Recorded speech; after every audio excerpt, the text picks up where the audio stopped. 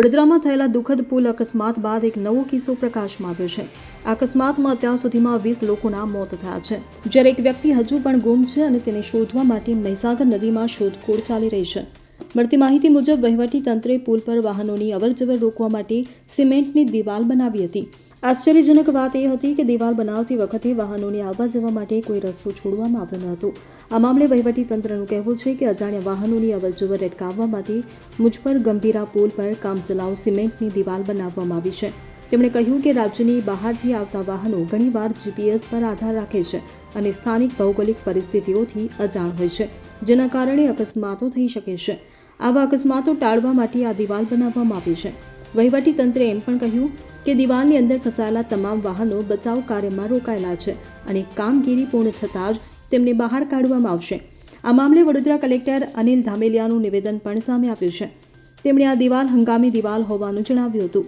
લોકોની અવરજવર અને તેમની સેફટી ન જોખમાય તે માટે આ કરવામાં આવ્યું છે.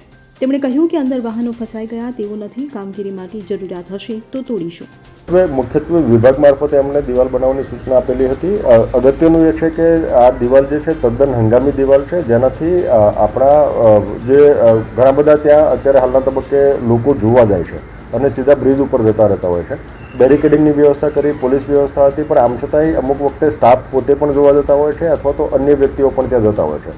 વધારાની મૂવમેન્ટ આપણે રિસ્ટ્રિક્ટ કરી શકીએ એ જ હેતુથી આપણે ત્યાં ટેમ્પરરી તદ્દન હંગામી દિવાલ બનાવેલી છે, જે દિવાલ તોડીને ફરી વખત બનાવી શકાય એ પ્રકારની વ્યવસ્થા છે. એટલે આપણો પ્રયત્ન હાલના તબક્કે માત્ર એટલો છે કે લોકોની અવરજવર કે એમની સેફટી ના જોખમાય એ મુદ્દા માટે દિવાલ બનાવેલી છે. વિભાગની સૂચના અન્વયે બનાવી છે, પણ એનાથી બેસિકલી અંદરના વાહનો ફસાઈ ગયા એવું નથી.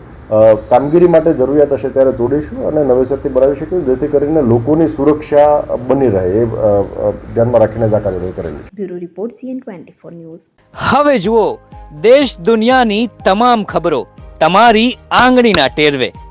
ઉઠાવો મોબાઈલ અને Google Play Store પરથી ડાઉનલોડ કરો અમારી CN24 ન્યૂઝ મોબાઈલ એપ.